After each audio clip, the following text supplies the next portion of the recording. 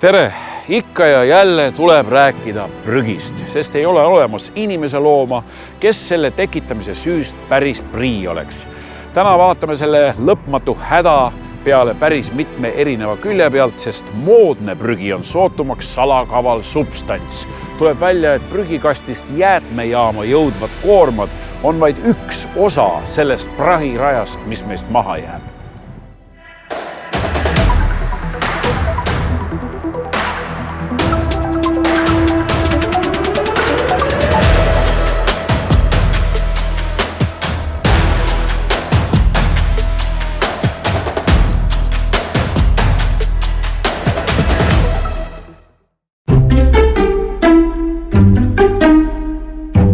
Linnad on teatavasti suured tarbijad ja pole midagi imestada, et 70% jäätmetest tekib just nimelt linnades.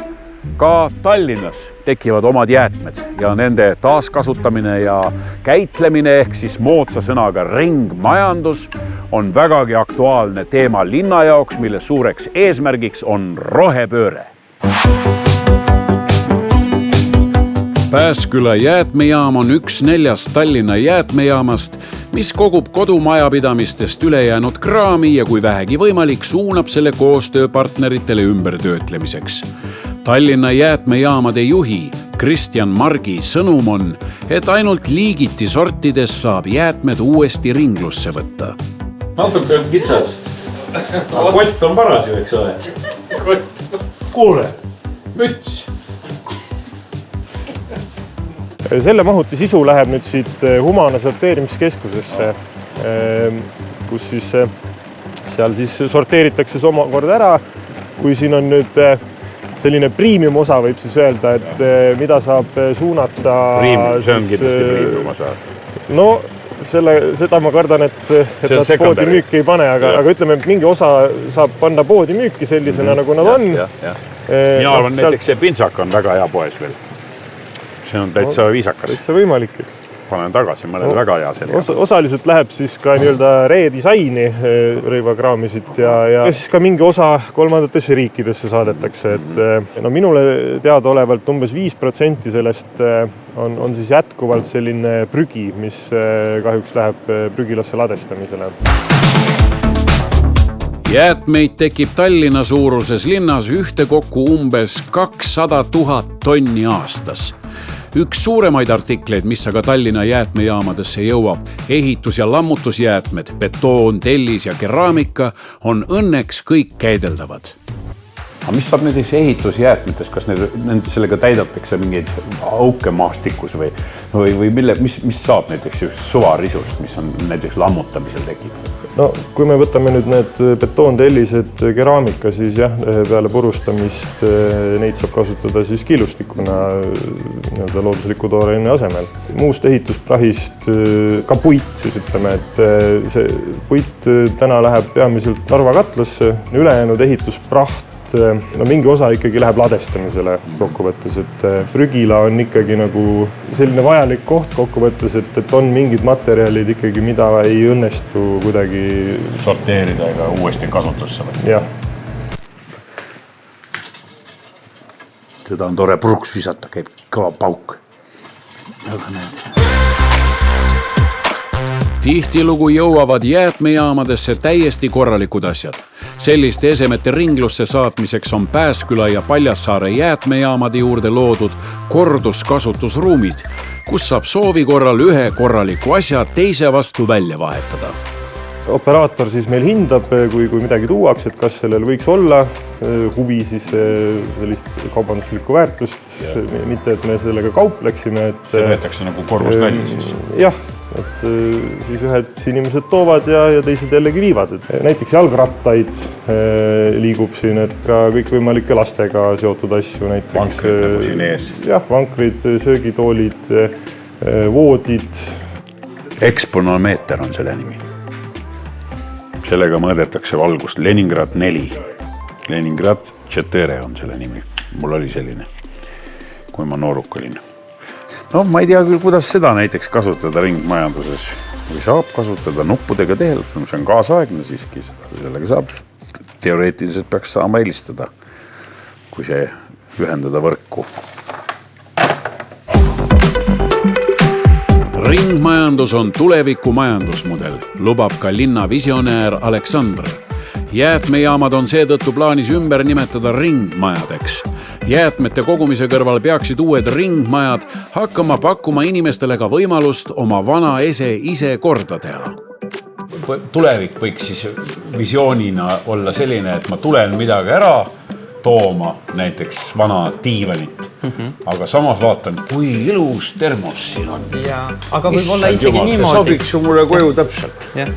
Et see oleks siis nagu asja mõte. Või siis vastupidi, et ma toon voodireformi ära ja vaatan, et pagan, et nendest ma saaksin omale uued ujumispüksid sellest. Ja näiteks seda ka, et see ongi nagu niisugune idee koht, aga samas toote näiteks oma vana diivani siia ja näete, seda on võimalik ju remontida ja siin on väga hea diivan ja ma armastan seda diivan, tahan tagasi toon. Ja siis siin on kõik näiteks tööriistad, siin on ka õpetaja, kes aitab teile näiteks seda kasutada, kui te ei oska näiteks remontida mingi väga oluline metalltükk näiteks läks katki. Aga siin te leiate seda, mis on katki ja siis vahetate ja ongi kasutusel jälle. Ja see on nagu see, et viia meid sinna, et me ei viska asjad niimoodi, et meie ressursid nagu lihtsalt prügimäkk. Täna me oleme suured tarbijad, eriti linnad. Et me võtame kõik ressursid sisse ja tegelikult anname edasi ainult jäätmed. Et me peame ikka muuta oma käitumist natukene oma elu niiviisi, et ringmajandus ongi sellest sõnas, et nagu ringile suunata, et me säästlikult tarbime rohkem. Et see väga linna suhtes on väga oluline, et eriti pealinna suhtes, et me peame eeskuju näitama, et teised, kes veel kahtlevad ja kardavad, võib-olla natukene tunnevad, et see on liiga koormav ja võib-olla see toob ainult kulu, et tegelikult see mudel pakub väga palju uusi võimalusi, et tegelikult see toob juurde töökohti näiteks, siis keskkond on palju puhtam, see on nagu tegelikult esimene asi ja siis loomulikult natukene muudab meie elu. Ringmajanduse ehe näide on vanamaterjali ladu Paljassaare jäätmejaama õuel, kust leiab sisuliselt kõike alates vanadest ahjutellistest tuukrikostüümini välja. Tervitus, mina Marko. Tervist, Tarmo. Tarmo, mis kohas me nüüd praegu oleme? Ma vaatan ringi ja see tundub väga minu koht. Ahah, võib-olla tõesti. Ja see on siis vanamaterjali ladu. Vägisi veab suu kõrvuni mulle. Vana ehitusmaterjal, mis ei tohiks nagu tulle kuskile kütteks sattuda ega prügimäele. Et me oleme korjanud seda vanamaterjali säästva renoveerimise infokeskusega, restauraatoritega koos ja siin me oleme leidnud nüüd koostöö siis jäätmejaamaga ja linnaga, et nad on saanud korralikud varju alla, saame neid sorteerida, nendega majandada, vaadata, mis nendega edasi teha ja selles mõttes meie visioonis esimene kasutus nendele detailidele ja materjalidele olekski ikkagi vanade majade juures nende õiges funktsioonis.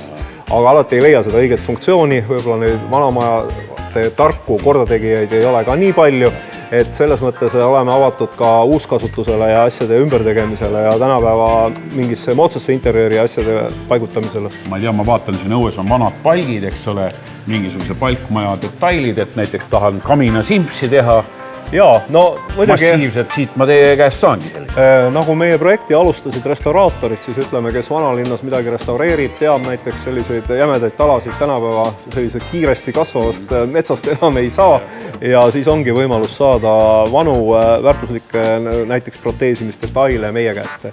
Et see on nagu üks, aga muud variandid ka muidugi, jah, vanadest akendest, kas kasvuhooned või pildiraamid. Oleksin ma teadnud, et teil vanad aknad on, oleks aasta aega tagasi teil kõpsti kohal on, mul oli väga vaja neid. Aga pole hilja, et kasvuhooned... Nüüd on juba uued aknad, noh. Aga kasvuhoone on võib-olla veel kasvuhoone saaks, jah. Et see on mõttekoht, et kui vanasti oli see selline kahtlane värk, kui ehitati vanadest akendest, siis praeguse uue suhtumisega on see ka oma trendiks muutunud. Lausa ju mingi vana laevapuu seal. Laevade detailid. Jah, et must tamm siis tõenäoliselt ootab oma siis uuskasutust, et see tükk on kuskil 16. sajandist, ma võin peale. Sa oled ju ise tänu nendele punnidele. Jah, täpselt, nii ongi. Et tõenäoliselt on. Ma väidan, see on samast ajast, kui see kuulus kogemis seal meie muuseas. Et aga kuidas üldse inimesi teavitada neid, et üldse selline asi on olemas nagu ringmajandus, kuidas neid rohkem selle ringmajanduse juurde tuua, kuidas neid siduda selle süsteemiga? Eks see keskkonnaalane teadlikkus tegelikult aja jooksul kasvab ikkagi pidevalt, et ja ka Tallinnas siis jäätmete liigiti kogumine ikkagi aasta-aastalt paraneb, et siin ei ole kiireid lahendusi, et sellist üleöö või sellist võluvitsa ei ole, et keskkonnateadlikkus on selline teema, millega tuleb lihtsalt järjepidevalt pikaajaliselt tegeleda. Tallinna jäätmejaamad on tegelikult hea näide, et need kogused kasvavad viimased aastad lausa niimoodi 30, kohati 40% aastas isegi see külastatavus või selle võrra jääb siis metsa alla vähem sokutamata või? Jah, tahaks loota, et jõuavad ikkagi õigesti ringlusse need asjad.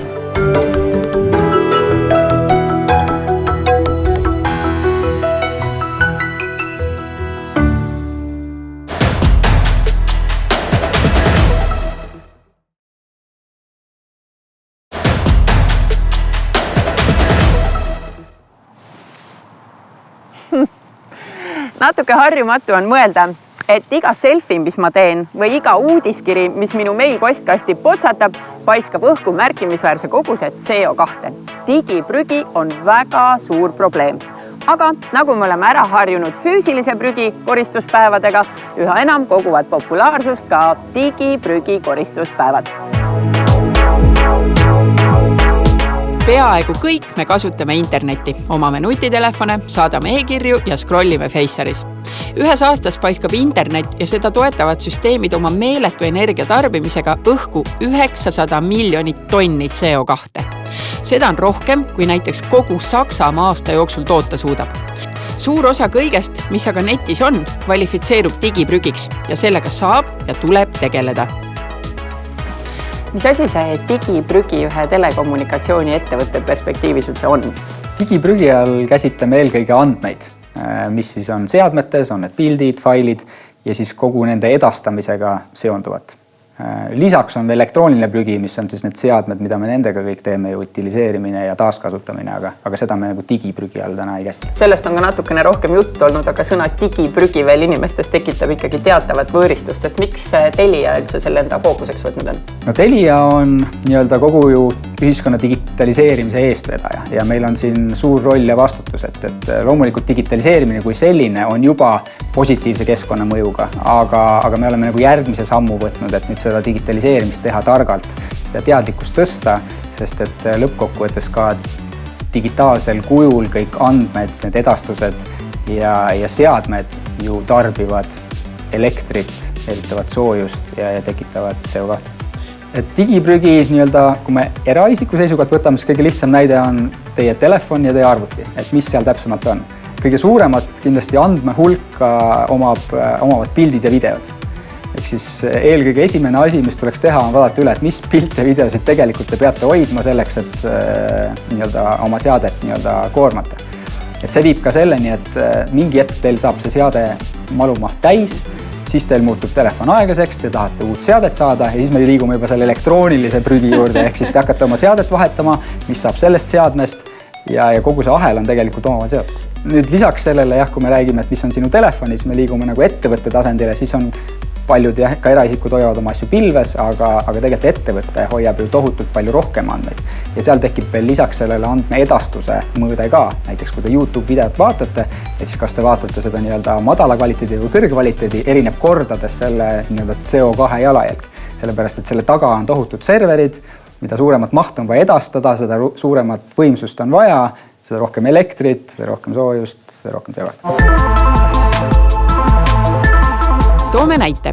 Kui 70 miljonit internetivideote jälgijat vähendaksid HD kvaliteedi standardsele, väheneks ühes kuus CO2 tootmine 3,5 miljonit tonni. Ilmselgelt on tegu globaalse murega. Ja kui Eesti Teeme ärast välja kasvanud maailmakoristuspäeva tiim probleemil otsa vaatas, oli selge, et kui maailma saab ära koristada reaalsest prügist, saab seda koristada ka digitaalsest prügist. Digikoristus tuli maailmakoristuse perre tänu COVID-19. Jälle üks hea asi, mida see COVID endaga kaasa tõi. Ja aastal 20 aprillikuus me pidime koos ÖFT-ga tegema Great Global Cleanup. Ja loomulikult aprillis 2020 oli pandeemia oma täisvõimsuses ja loomulikult me ei saanud teha füüsilist koristust. Kogemus oli meil juba koos Teliaga olemas juba 2 aastat. Juba Teliaga me olime juba mõnda aega rääkinud sellest, et me võiksime viia digitaalse koristusega globaalsele tasemele. Kui alguses oli meil digitaalne koristus mõeldud ikkagi alternatiivina füüsilisele koristusele, siis mida rohkem me sellesse teemasse sisse läksime, saime aru, et tegelikult digitaalne koristus on sama oluline kui füüsiline koristus. Et me lihtsalt ei näe neid digitaalseid prügimägesid ja kui me räägime kliima soojenemisest, siis tegelikult digitaalne koristus on üks võimalus tõesti vähendada kasvuhoonegaaside produktsiooni ja sestap ka siis pidurdada kliima soojenemist. Ennustatakse, et juba 9 aasta pärast moodustab internet ja seda toetavad süsteemid juba 20% kasvuhoonegaaside toodangust. Ehk siis tegelikult 1/5 tuleb internetist. Nii et seal on väga-väga suur maht, mida me saame tegelikult vähendada kasvuhoonegaasi tänu sellele, kui me teeme digital clean-up'e ja me rakendame korralikud digiharjumused ja digihügieeni. Kui maailmakoristuspäev, füüsilise prügikoristuspäev leiab enamasti aset septembris, millal on ülemaailmne digikoristuspäev? Ja digikoristuspäev on nüüd leidnud ka oma päeva ja see on 20 märts. Aga see ei tähenda nüüd seda, et me ka koristame ainult 20 märts, vaid see on siit pigem kulminatsioon. Digiprügi teemat on mõistlik käsitleda nii üksikisiku tasandil kui läbi ettevõtete.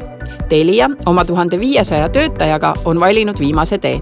Nii saadakse korraga punti palju inimesi, kes tänu uutele teadmistele ka oma harjumusi muudavad ning sama soojaga saab puhtaks ka ettevõtete endi digiprügila. Aga me kõik saame ise kustutada ära oma vanad e-kirjad, fotod, videod ning muud mahukad failid, loobuda mõttetutest uudiskirjadest ning kustutada ära äpid, mida me tegelikult ei kasuta. No mis seal salata, et tegelikult eelmisel nädalal võtsin lahti oma telefoni galerii ja kustutasin sealt ära 4200 pilti. Tubli. Palju see sul aega võttis? Mitu tundi? Sest ta ongi parem kohe kustutada ja võib-olla ka mitte teha liiga palju pilte. Mõttetera teile. Järgmine Telia korraldatud digikoristuspäev leiab aset 28. jaanuaril 2022. Kuidas Telia töötajad ise oma digiprügi koristavad? Täpselt samamoodi, et me oleme kaasanud ka kogu oma töötajaskonna ja oma pered, et selle samal päeval siis võtta tõesti ja ka tööandjana anname selle nii-öelda võimaluse, et see päev siis päris tööd tegema ei pea. On eelkõige oluline, et sa tegeled oma digiprügiga ja siis me mõõdame ka seda ja vaatame, kui palju siis meie oma ettevõttena suudame seda mõju luua. No kui mitu, ma ei tea, kas on mõistlik küsida gigabaitides või terabaitides kasutud materjalid ära kustutasite siin oma kollektiivis? Ja eelmine aasta ulatus see ikka 100 terabaitidesse. Päris märkimisväärne maht, kui nii võtta. Absoluutselt ja see vabastas ju tohutu ressursi, mida me ei pea täiendavalt ostma oma klientidele teenuse pakkumiseks, mis ei loo jällegi täiendavat CO2 sellepärast. Telia on võtnud siis suuna läbi ettevõtete, mõjutada nii-öelda tavainimese harjumusi, aga kes need ettevõtted on, kes teie koostööpartnerid selles digiprügi küsimuses on? No, suur hea meel ongi, et see jaguneb pooleks umbes nii avalik sektor kui erasektor, et sellega siis me tegelikult hõlmame ikkagi kogu ühiskonda. Et hea meel on näha seda kasvu, kui palju ettevõtteid on aja jooksul tulnud kaasa selle initsiatiiviga, et kui esimesel aastal oli 70 ettevõtet, siis eelmisel aastal oli juba 270 ettevõtet. Ja sellega seoses ka kutsun üles, et tegelikult kõik Eesti ettevõtted võiks sinna ühel või teisel määral panustada. Mattias, miks Astri Grupp hakkas digikoristama? Siin peab kõigepealt Teliale väikese tänu ütlema, sest tegelikult see sai ikkagi alguse Teliast, nende digikoristuspäev siis. Ja meie üks IT-inimene lihtsalt märkas seda, andis märku, et võiks ju osaleda, sest tegelikult on Astri Grupil on keskkonnasäästlik areng on tegelikult üks põhiväärtustest. Seega see tundus lihtsalt hästi loogiline asi, millega kaasa minna. Astri Grupp on Eesti suurim kaubanduskinnisvaragrupp, kellele kuuluvad üle Eesti mitmed kaubanduskeskused ja pinnad, lisaks e-keskus astri.ee. Me korraldasime ta niimoodi, et meil oli üks väga selge projektijuht siis, kes seda projekti vedas. Alguses rääkisime Teliaga paar tingimust läbi. Seejärel lõime mingisugused teatud süsteemid ja juhendid, kuhu näiteks panna kirja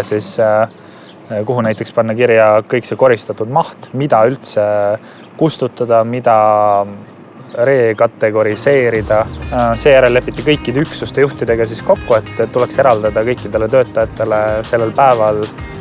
Minu arust meil oli ikka 3 tundi, kus siis nii-öelda tavatööd ei tehta. Vaid reaalselt lähed oma postkastidest läbi, meilidest, galeriidest. Et vastasel juhul see lihtsalt ei oleks võimalik, et meil kõikidel on nii palju tööd tegelikult. Ma ei räägi konkreetselt Astri Grupi inimestest, aga üldse. Et kui hakata ütlema, et lisaks sinu tavatöö ülesannetel on veel nüüd täna plaan sul, ma ei tea, 100 giga koristada midagi, et siis ei teeks mitte keegi seda tõenäoliselt. Kas sa tead ka, mitu gigabaiti andmeid te ära kustutasite selle päeva vältel? Jaa, tean, et selle, mis me kokku lugesime, oli üle 700 gigabaidi andmed, aga ütleme, ma tean, et mingid inimesed koristasid veel 2-3 päeva peale seda konkreetset digikoristuspäeva, sest nad lihtsalt ei jõudnud selle 3 tunniga ja avastasid, et tegelikult kuskil on veel andmeid ülipalju. Kõige olulisem selle juures ongi see, et mitte see number või mingi muu aspekt, vaid just see, et inimesed hakkaksid teadvustama, et see on niisugune nagu nihe teadvuses, et sa saadki aru, et tulebki võtta see aeg ja et sul ongi kohutavalt palju nagu tegelikult mingisugust nodi kuskil.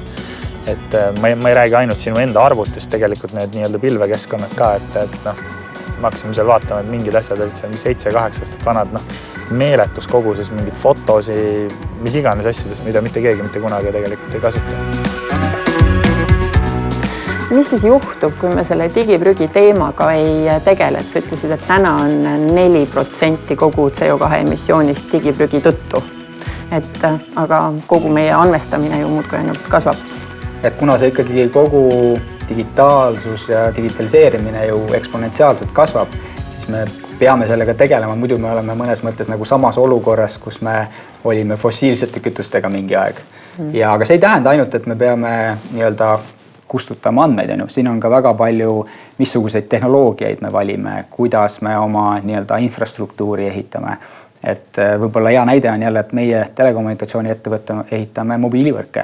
Et siis kui me vaatame sellest esimesest generatsioonist, teisest ja kolmandast, et siis me oleme tegelikult suutnud energiatarvet ja CO2 emissiooni vähendada, olenemata sellest, et näiteks andmemahtude kasv on olnud eksponentsiaalne. Ehk siis iga järgmine tehnoloogia on ka äärmiselt oluline selles võtmes, et vähendada seda energiatarvet ja jalajälge. Prügi tekitamisest on niisiis üsna keeruline hoiduda, aga igaühel meist on võimalik kaaluda, kas kogu seda kogunenud kraami on meile ikka tarvis, sest liigsest tootmisest ja tarbimisest liigse prügini on ju vaid imepisike samm. Kohtumiseni!